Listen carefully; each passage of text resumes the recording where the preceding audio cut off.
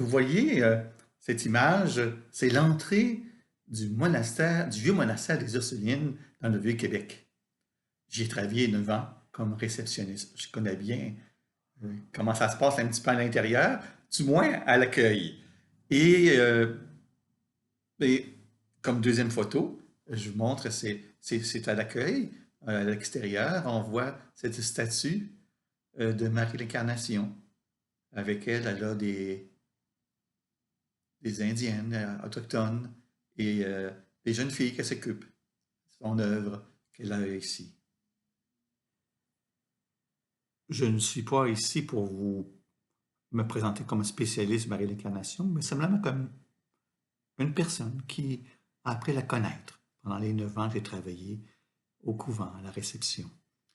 Mais comme on se le fait les autres jours, je vais vous proclamer l'évangile de la fête de Marie l'Incarnation. Donc l'évangile de Jésus-Christ selon saint Matthieu. Quand Jésus vit toute la foule qui le suivait, il gravit la montagne.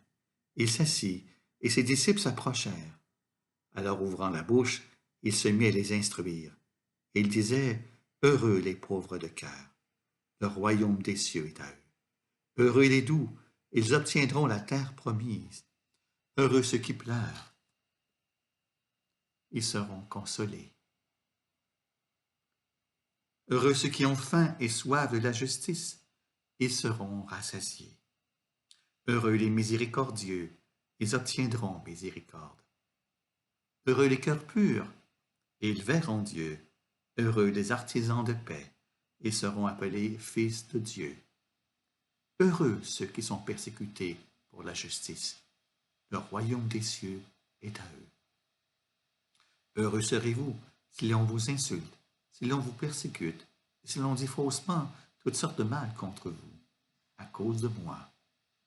Réjouissez-vous, soyez dans l'allégresse, car votre récompense sera grande dans les cieux. En vous lisant ce texte de l'Évangile, c'est les Béatitudes, vous l'avez bien reconnu, ça nous parle un peu de Marie l'Incarnation. Elle ne nous incite pas à une explication du passage de l'Évangile, mais plutôt une intelligence des paroles de cet Évangile. Ces paroles nous suggèrent beaucoup. On est débutant dans l'Évangile, puis ce texte-là peut nous dire de quoi à tout le monde. Ce texte est une intelligence, une connaissance amoureuse de l'Écriture sainte dans son entier, une parole de Dieu dans toute son ampleur, comme l'a vécu de manière bien concrète Marie l'Incarnation. Elle disait, « En toi, Seigneur, j'ai mis mon espoir, que je ne sois jamais déçu. » Elle répétait ces paroles en son cœur, dans une expérience déterminante du salut avec Jésus-Christ, plus profond d'elle-même, un certain 24 mars 1620. Moment unique, moment de grâce, événement initial de son cheminement personnel, elle accepte Jésus comme son sauveur personnel et comme le Seigneur de sa vie, événement qui vient la changer profondément. Elle est comme une nouvelle créature, changée, mais elle dit qu'elle-même qu'elle avait de la misère à se reconnaître elle-même. C'est ce qu'elle écrivait dans une de ses lettres qu'elle écrivait à son fils en 1654. Relire le texte des Béatitudes en compagnie de celle qui l'a médité et ruminé, comme on dit, hein, quand on rumine la parole de Dieu, elle bouge en dedans de nous. Ben voilà le chemin de la liturgie que nous propose aujourd'hui. Les maximes de l'Évangile, hein, les 8 béatitudes, furent pour elle un moment donné de sa découverte. Elles sont devenues la base de sa vie. Ben, Marie l'Incarnation écrivait à son fils.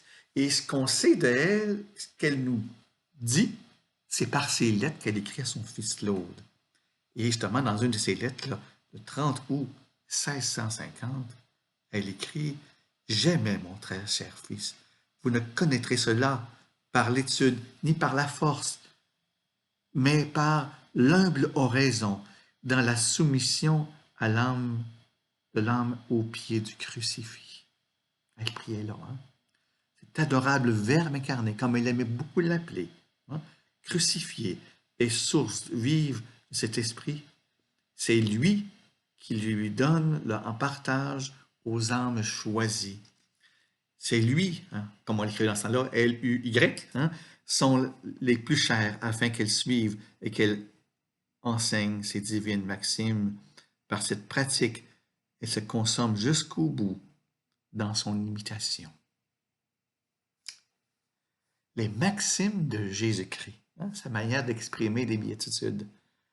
Fréquent dans le langage de Sainte Marie l'Incarnation. Que faut-il entendre par là? Ce sont là les vraies maximes du Christ. Hein? Application concrète. La Sainte, au fil des ans, traduit ces maximes dans des gestes, des applications concrètes. Elle dit qu'il ne faut pas traduire les béatitudes dans une vocation intérieure. Elle dit qu'il faut s'attarder fortement selon notre état présent. C'est pas un... Non? Dans mon état présent, qu'est-ce que je vis aujourd'hui? Qu'est-ce que ces béatitudes peuvent me dire? C'est ce que nous dit Marie l'Incarnation. À cette époque, son état présent, la Sainte mettait l'insistance sur certaines de ses maximes, qui ne sont pas nécessairement les mêmes qu'aujourd'hui, mais semblables. Hein?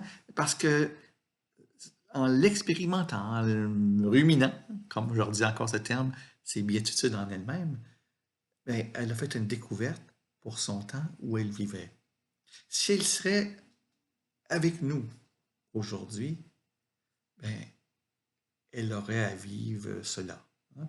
Elle aurait à vivre ça avec ce qu'on vit en ce moment. Je ne sais pas qu'est-ce qu'elle dirait. On a entendu parler cette semaine, hein, à Québec, les Ursulines et les religieuses Saint-Cœur de Marie sont réunies ensemble dans une résidence. 30-40 religieuses qui ont été touchées par la COVID-19. Comment réagirait aujourd'hui Marie l'Incarnation dans cette expérience? Une expérience intérieure, mais une expérience concrète à la fois. Un paradoxe d'une vie nouvelle dans l'Évangile selon saint Matthieu. Hein? Scandale pour les uns, imprudence pour les autres, naïve, dérive, folie pour qu'on pourrait dire bien des choses.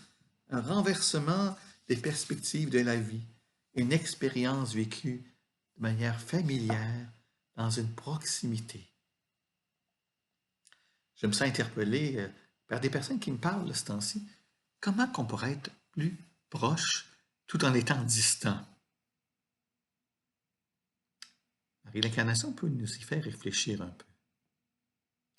De 1639 à 1672, un bonbon de vie, elle vit dans son monastère à Québec, au cœur de la nouvelle Église canadienne. L'activité qu'elle déploie au service de la mission est tout simplement prodigieuse. En plus d'accueillir les jeunes filles pour leur enseigner les fondements de la religion chrétienne, elle reçoit au parloir, hein, toujours une salle pour parler, hein, au grand nombre des visiteurs amérindiens et français qui venaient de poser toutes sortes de questions. En outre, elle se met à l'étude des langues du pays et compose des dictionnaires, des catéchismes, des histoires saintes en 3 langues amérindiennes. C'était une personne intelligente, hein? Mais qui a mis son talent au service de ceux à qui elle rencontrait. Elle met bien sûr cette force dans les langues. Elle revient aux soins matériels aussi, la construction du monastère. Il n'y avait rien quand elle est arrivée. Hein? La reconstruction après l'incendie en 1650. Le souci d'assurer de la nourriture et des vêtements pour les religieuses et les jeunes pensionnaires. On dit que le soir, à la chandelle, elle écrit des milliers de lettres à son fils.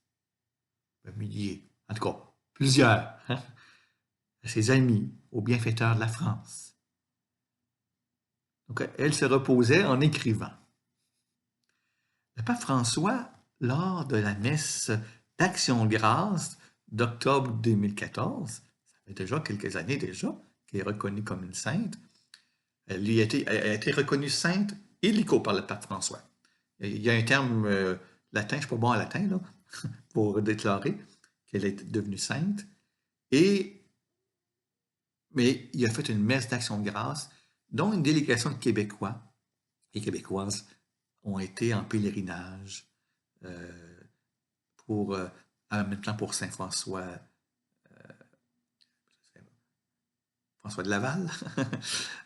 C'est deux personnages qui ont été canonisés au même moment. Donc, qu'est-ce que disait le pape? Lisons un peu ce qu'il nous dit. La mission évangélisatrice de l'Église est essentiellement annonce de l'amour, de la miséricorde et du pardon de Dieu, révélé aux hommes dans la vie, la mort et la résurrection de Jésus-Christ. Les missionnaires ont servi la mission de l'Église en rompant le pain de la parole et aux plus petits et aux plus éloignés, en portant tous le don de l'amour inépuisable qui jaillit du cœur même du Sauveur. C'est ainsi que furent Saint François de Laval, Sainte Marie l'Incarnation qu'on fête aujourd'hui. Elle est appelée à juste titre mère de l'Église canadienne, puisqu'elle a aidé à mettre au monde cette jeune Église. Imaginez-vous, mère, on pourrait peut-être dire mère de l'Amérique, mère de l'Église canadienne, c'est toujours quelque chose de très bien. Que nos moments de célébration aujourd'hui où on pense à elle puissent être une occasion de louer le Seigneur pour ce qu'il nous donne dans nos vies. Je me rappelle dans les journées qui ont suivi la canonisation par le pape François de Marie l'Incarnation, une religieuse que je me rappelle bien son visage parce que je l'ai connue dans le temps au monastère, elle disait « Le pape nous a annoncé qu'elle était sainte. On le savait depuis longtemps. » C'est vrai, hein?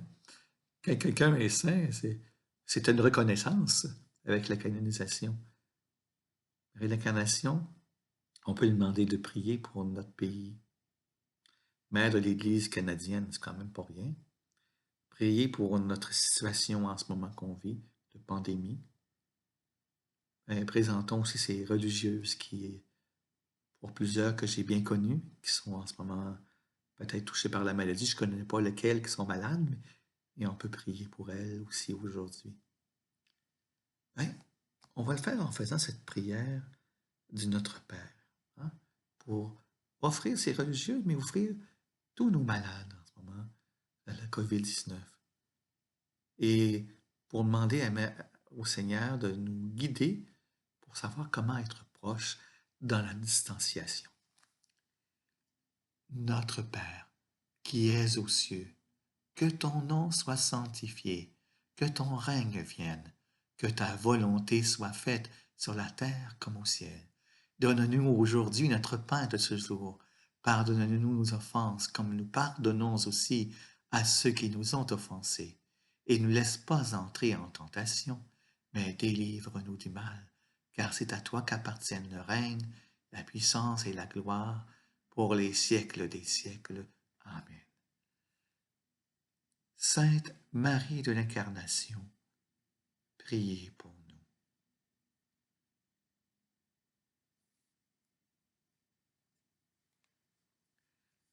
nous. Je vous souhaite une belle continuité à mettre ces maximes que sont les béatitudes présentes à vos vies. Peut-être qu'il y en a une qui vous touche aujourd'hui, c'est bien correct. Bonne fin de journée.